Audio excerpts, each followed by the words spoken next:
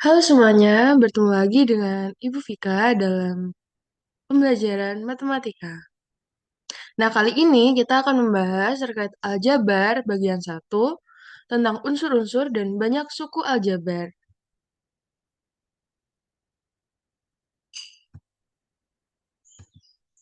Nah, tujuan pembelajaran kali ini untuk yang pertama adalah menuliskan bentuk aljabar. Yang kedua, mengidentifikasi unsur-unsur aljabar. Dan yang ketiga, menentukan banyak suku dalam aljabar.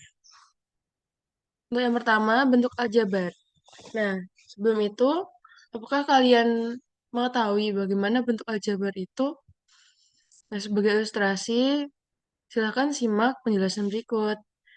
Nah, kita tahu bahwa untuk yang pertama ini adalah kuda jadilan. Nah, kita tahu bahwa jumlahnya adalah satu buah. Nah, selanjutnya, untuk yang kedua ini ada berapa? Ya, ada tiga buah kuda jadilan.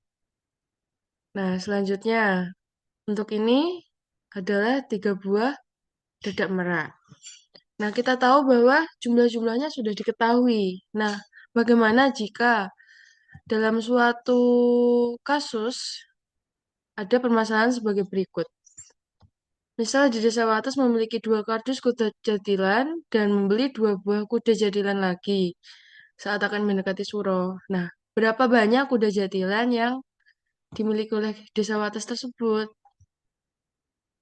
Nah, kalau untuk berapa banyak, kita kan bisa menjumlahkan ya. Tetapi kita belum tahu dalam satu kardus ini ada berapa banyak.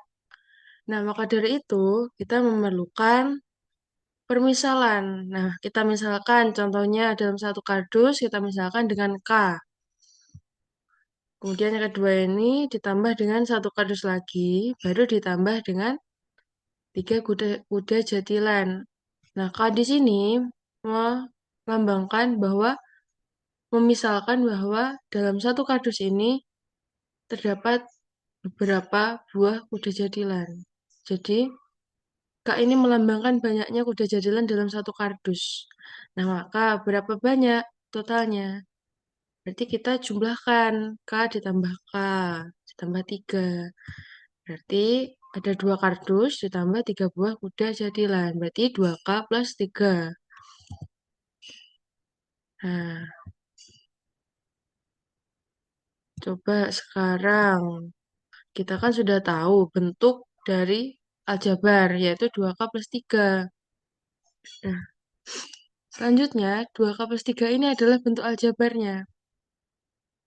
Berarti bentuk aljabar itu adalah bentuk matematika yang memuat simbol dengan huruf kecil dan operasi matematika, misal penjumlahan, pengurangan, perkalian, atau pembagian. Nah, kalau di kasus ini adalah menggunakan penjumlahan, seperti itu. Selanjutnya, unsur aljabar. Jadi, di dalam eh, bentuk aljabar itu memiliki unsur-unsur. Nah, misalkan bentuk aljabar 2K plus 3. Unsur-unsurnya apa saja? Nah, jadi untuk yang pertama ada variabel. Mana yang dibilang variabel? Variabelnya ini adalah yang K di depan 2. Kemudian, 2 ini adalah koefisien dari K. Nah, 3 adalah konstanta dari K. Maaf. 3 adalah konstanta dari bentuk aljabar tersebut. Nah, apa itu variabel, apa itu koefisien, dan konstanta? Nah, jadi variabel itu adalah lambang pengganti suatu bilangan yang belum kita ketahui nilainya dengan jelas. Nah, biasanya ini dilambangkan dengan huruf kecil. Jadi huruf alfabet yang kecil. Misal A, B, C, D, E, atau F, atau G, dan seterusnya sampai Z itu boleh kita pakai, asalkan huruf kecil. Jadi variabel ini melambangkan atau pengganti suatu bilangan yang belum diketahui nilainya. Contohnya tadi, dalam satu kardus kita belum tahu berapa banyak ada kuda di dalamnya. Nah, maka dari itu dilambangkan dengan huruf K, seperti itu.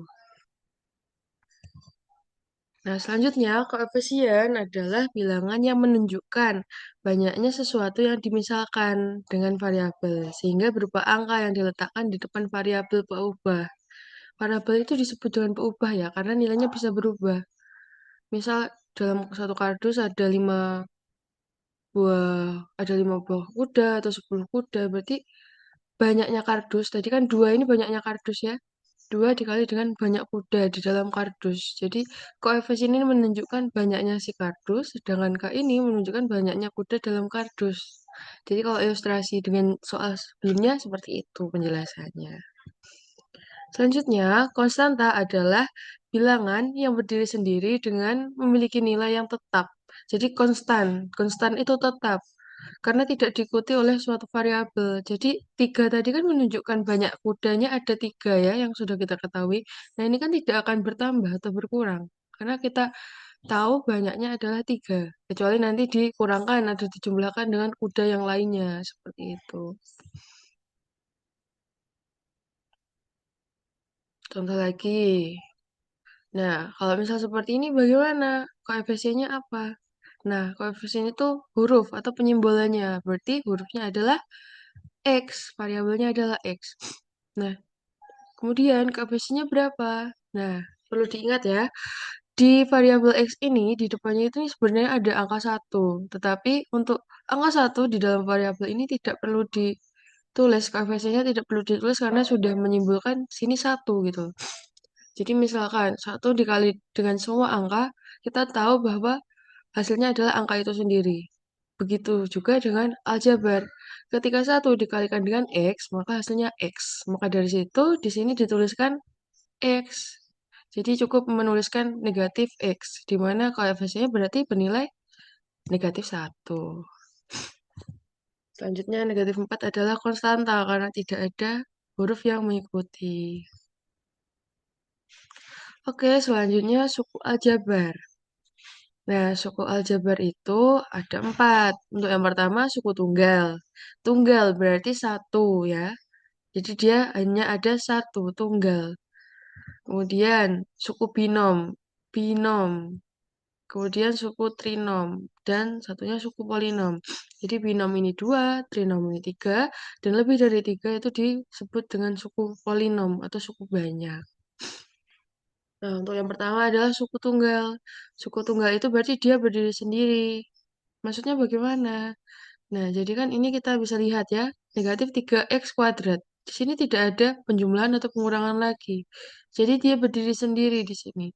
Kemudian ini x kuadrat y. Ini kan juga satu variabel ya. Maaf, ini juga satu suku maksudnya. Sukunya x kuadrat y. Kemudian ini negatif 4x kuadrat y. Ini juga satu suku karena tidak ada dijumlahkan lagi atau dikurangkan lagi. Kemudian bentuk aljabar suku 2. Nah, suku 2 itu, coba perhatikan bedanya yang sebelumnya dengan yang ini. Sebelumnya tidak ada penjumlahan atau pengurangan setelah suku pertama. Tapi di sini, setelah suku pertamanya kan negatif 3x kuadrat, 2p pangkat 7, itu ada penjumlahan atau pengurangan setelahnya. Nah, setelah pengurangan ini berarti sudah suku lain. Maka dari itu, ini terdiri dari dua suku. Suku pertamanya negatif 3x kuadrat, suku keduanya adalah 7. Berarti terdiri dari dua suku. Nah, ini juga 2p pangkat 7 dikurang 9y. Berarti ada dua suku juga, karena dipisahkan dengan pengurangan ini. Lalu, yang ketiga, suku 3 atau trinom.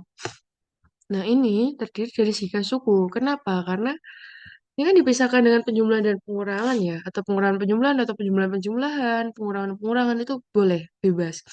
Nah, asalkan dia dipisahkan dengan operasi penjumlahan atau pengurangan. Nah, di sini coba kita perhatikan.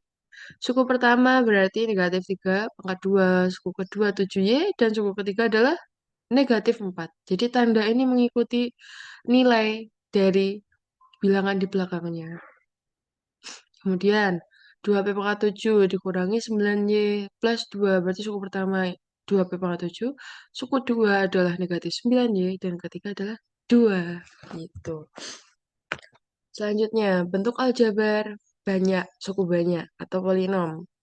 Nah, biasanya disebut suku banyak itu jika mulai dari suku 4, 5, 6, dan seterusnya. Bahkan sampai suku 100 itu juga polinom ya. Karena suku kan tak terhingga.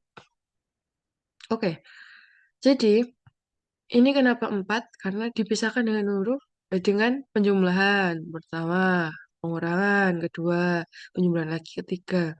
Nah, berarti suku pertamanya negatif 3x kuadrat. Suku keduanya 7xy. Suku ketiga negatif 4x. Suku 4 adalah 9. Oke, jadi apa saja yang sudah kita pelajari hari ini?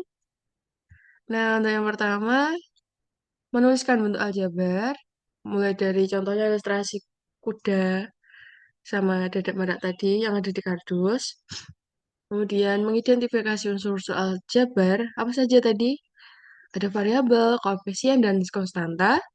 Dan yang ketiga, menentukan banyak suku aljabar. Suku aljabar ada 4. Yang pertama, suku tunggal, suku binom, suku trinom, dan polinom.